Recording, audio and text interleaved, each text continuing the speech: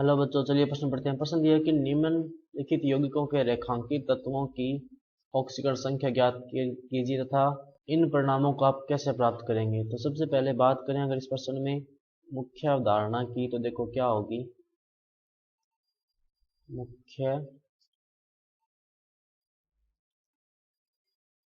अवधारणा जो इस प्रश्न में होगी वो होगी ऑक्सीकरण अंक ज्ञात करना। ऑक्सीकरण अंक ज्ञात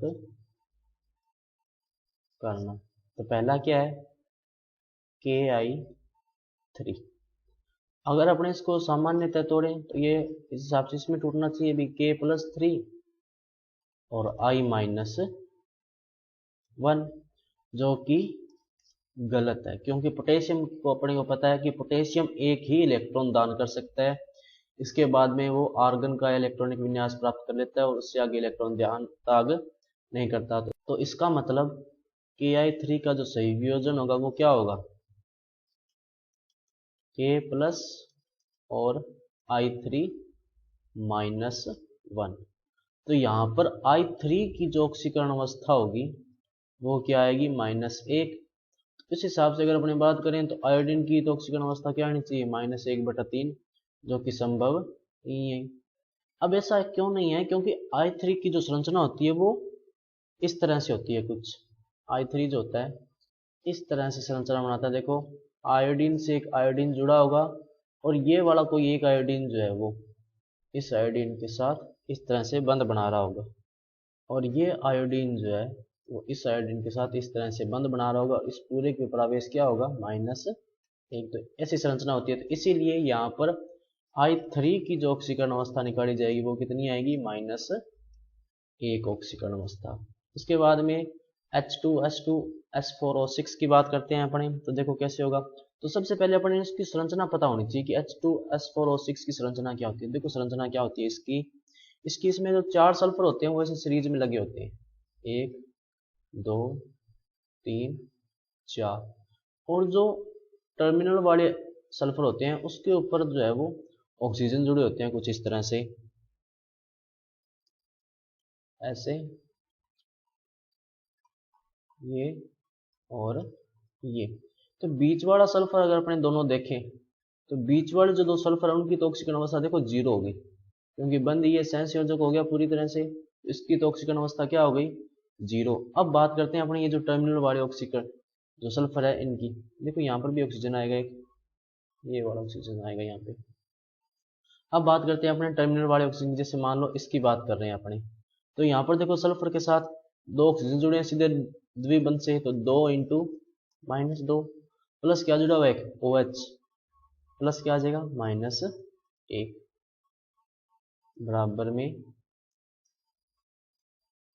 0। x बराबर क्या आ जाएगा, 5। तो टर्मिनल वाले सल्फर की ऑक्सीकरण अवस्था तो क्या हो गई, 5। इसी तरह इधर वाले जो टर्मिनल ऑक्सीजन है इसकी भी ऑक्सीकरण अवस्था क्या हो गई, 5 होगी, क्योंकि दोनों सेम है। तो इस वाले सल्फर की भी ऑक्सीकरण अवस्था क्या हो गई, 5। तो जो टर्मिनल वाले जो सल्फर होंगे उनकी तो ऑक्सीकरण अवस्थाएं होंगी +5 +5, और जो बीच वाले जो दो सल्फर है उनकी ऑक्सीकरण अवस्था क्या होगी, 0। और अगर अपने ओवरऑल ऑक्सीकरण संख्या की बात करें तो क्या हो जाएगी वो 10/4, यानी 5/2। अब बात करते हैं अपने Fe3O4 की।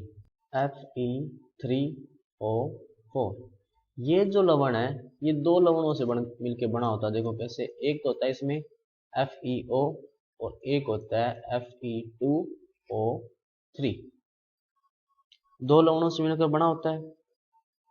तो FeO का तो देखो अपने को पता है ऑक्सीकरण अवस्था क्या होगी। यहाँ पे अगर अपने FeO की बात करें तो Fe की जो ऑक्सीकरण अवस्था होगी वो क्या होगी, +2। और Fe2O3 की अगर ऑक्सीकरण अवस्था निकालें देखो क्या आ जाएगी, 2x + 3 × -2 बराबर 0। इसका मतलब x बराबर क्या आ गया, +3। तो यहाँ पर 2 ऑक्सीकरण अवस्थाएं होंगी, एक तो +2 एक +3। और अगर अपने औसत ऑक्सीकरण संख्या की बात करें तो वो कितनी हो जाएगी, 8/3, जो कि एक औसत ऑक्सीकरण संख्या किसी एक तत्व की नहीं है। उसके बाद में किसकी बात की है इसने, दोनों कार्बन की पूछ रहा है इसमें एथिल अल्कोहल में। तो देखो कैसे होगी, इसको अपने ऐसे लिखते हैं CH3CH2OH। अब पहले अपने मान लो C1 की बात करेंगे, फिर C2 की बात करें। तो C1 के साथ देखो एक तो कार्बन जुड़ा हुआ है, तो यहां से तो इस साइड से तो इसकी ऑक्सीकरण अवस्था क्या रहेगी, हमेशा 0। तो यहां से अगर अपने बात करें तो ये हाइड्रोजन जो है वो प्लस की ऑक्सीकरण अवस्था होती है। इस कार्बन की मान लेते हैं X, प्लस इस वाले हाइड्रोजन की +1, दूसरे वाले हाइड्रोजन की +1, नीचे वाले हाइड्रोजन की +1, +0 बराबर क्या आएगा, ओवरऑल 0। X बराबर क्या आ गया, -3। तो पहले वाले कार्बन की तो ऑक्सीकरण अवस्था क्या आ गई, -3। और दूसरा अपने बात करते हैं C2 की। तो C2 से देखो दो हाइड्रोजन जुड़े हैं, तो X +1 OH की क्या होती है, -1 बराबर क्या आ गया, 0। तो X बराबर यहाँ पर क्या आ जाएगा, -1 ये आएगा।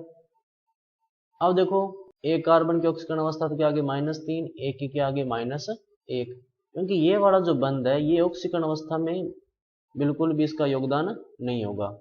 तो ओवरऑल अगर अपने औसत ऑक्सीकरण अवस्था की बात करें तो वो कितनी हो जाएगी, -3 -1/2 यानी -2। और वो यहीं से भी आ रही थी, देखो 6 हाइड्रोजन थे तो +6 हो जाता, एक ऑक्सीजन था तो -2 हो जाता, कितना रहता, -4। 2 कार्बन है, 2 का भाग देंगे क्या आ जाएगा, -2। उसके बाद में CH3COOH की बात करते हैं अपने, इसकी भी अपने संरचना लिखेंगे, CH3 C double bond OH। तो ये मान लेते हैं C1 हो गया, ये क्या हो गया, C2 हो गया। तो C1 की अगर अपने बात करें तो ये तो इस वाले कार्बन की तरह ही है। तो C1 के लिए देखो क्या हो जाएगा, 1 + 1 + 1 + X + 0 बराबर 0। X बराबर क्या आ गया, -3। C2 की अगर अपने बात करें तो देखो कितना हो जाएगा, C2 के साथ द्विबंध के साथ ऑक्सीजन जुड़ा हुआ है, ऑक्सीजन की ऑक्सीकरण अवस्था क्या होती है, -2, प्लस OH की ऑक्सीकरण अवस्था क्या होगी, -1 प्लस X प्लस कार्बन और कार्बन के बीच की बंध की ऑक्सीकरण अवस्था क्या होगी, 0 बराबर 0।